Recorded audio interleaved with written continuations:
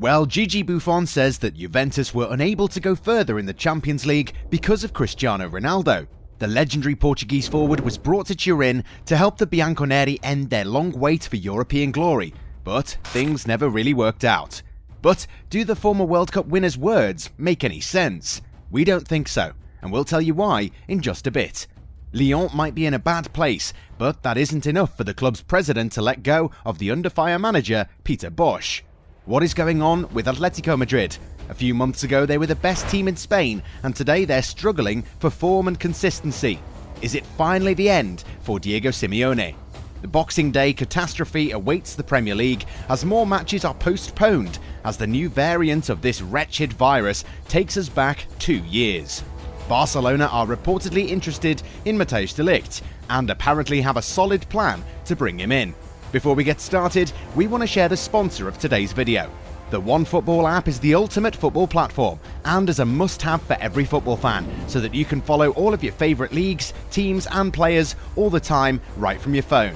You can be sure to turn on notifications for specific players to be instantly alerted when they score a goal or when they're involved in other breaking news. It's the best and easiest way to stay up to date with everything football. Click the link in the description down below to download the app right now. You won't regret it.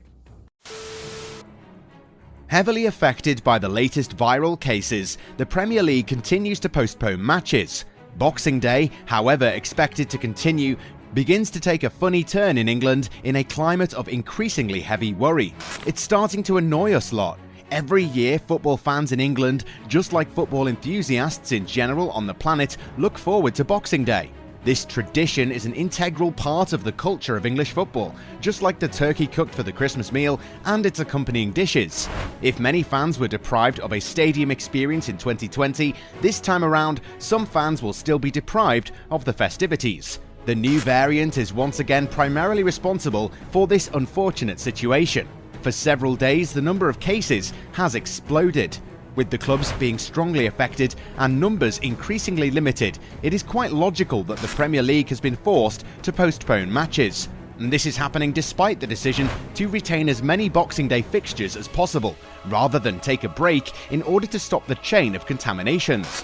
For the moment, it's difficult to know if they have opted for the right choice, but a trend is gradually starting to emerge since 3 Boxing Day matches have already been postponed.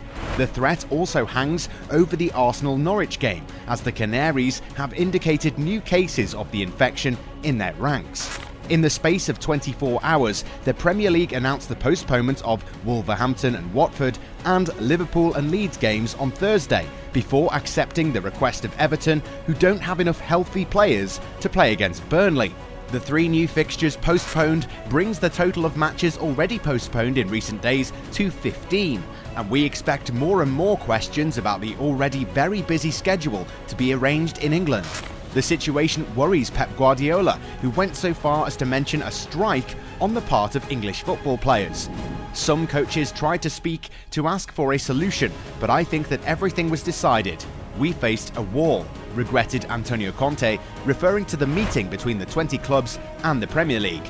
Add to that the worry of the players, who feel increasingly aggrieved by the leaders and organisers in the Premier League, and you've got an explosive cocktail that will have to be mastered by the English League. While waiting to find out if Boxing Day will be further impacted by the cases, it remains to be seen whether the Premier League will cave in and decide to establish a mini truce that could allow the whole of British football to breathe and see with more clarity.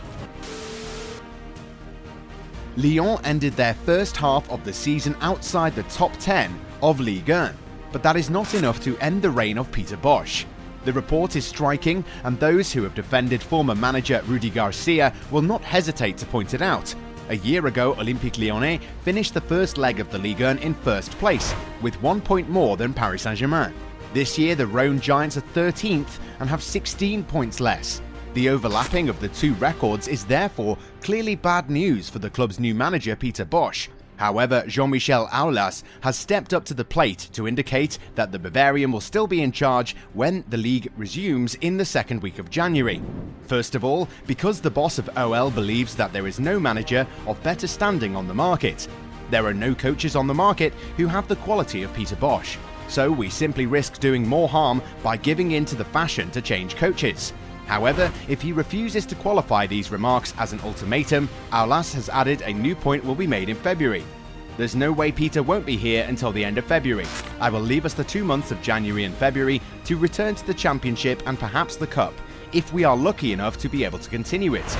Peter is a very, very good coach. He continues to match the profile of the coach we want at OL. The question is whether Aulas will always have this opinion at the end of February. Is this a stay of execution? Atletico Madrid will spend the holidays following 4 defeats in a row in La Liga. Last summer, as the new La Liga season was about to start, Spanish football fans were more or less unanimous on one point. Atletico Madrid were the big favourites to retain the league title they won in 2020-21. And for good reason, the Rojiblancos had retained almost all of their best players, in addition to being reinforced with Rodrigo de Paul and Antoine Griezmann. A good dynamic and a consequent quality workforce, therefore, everything was there for Diego Simeone's men to be crowned champions of Spain once again. The season is still far from over, certainly, but with 17 points behind Real Madrid, it would take more than a miracle for Koke to lift the trophy at the end of May. In Diego Simeone's 3-5-2, defense seems to be the real weak link in the team, which may seem paradoxical, since his arrival on the bench more than 10 years ago, the team has always been renowned for its defensive strength, whether individual or collective. Players like Felipe, Jimenez, Mario Hermoso, or even Savic, so good last year, are not really there this season. Individual errors are now showing more often than not, and on many occasions, opposing attackers take advantage of marking errors or lapses of concentration.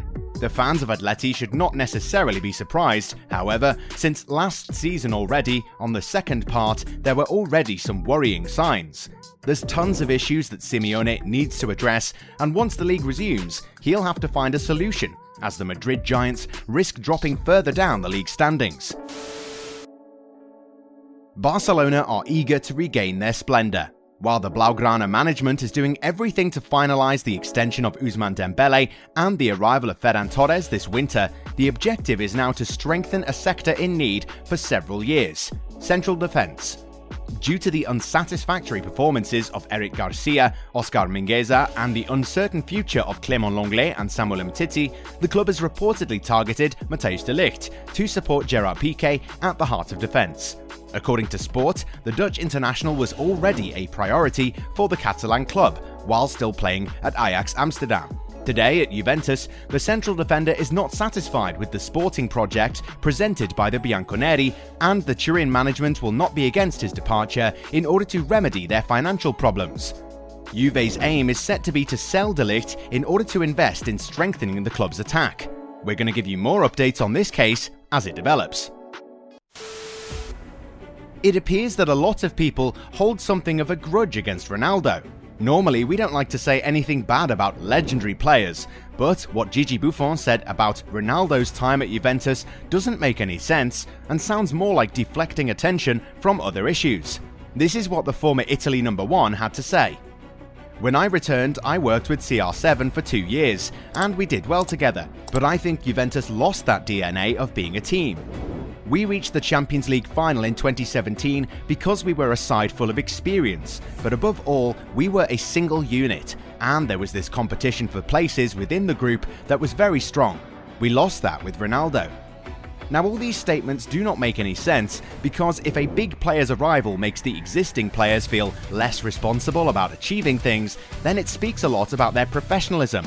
In fact, the arrival of Ronaldo should have motivated them to seek bigger things, because if that were not the case at Real Madrid, the Portugal international would not have won 4 Champions League titles.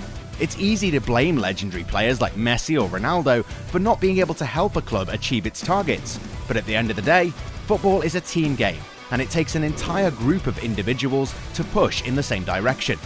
Juventus were regressing when they signed Ronaldo. Dybala had already started to show his injury problems a little, while Miralem Pjanic was also losing some of his shine. There were a lot of factors that contributed to the old lady's failure in Europe, but just pinning it on one player who actually scored a lot of goals for them is plain nonsense.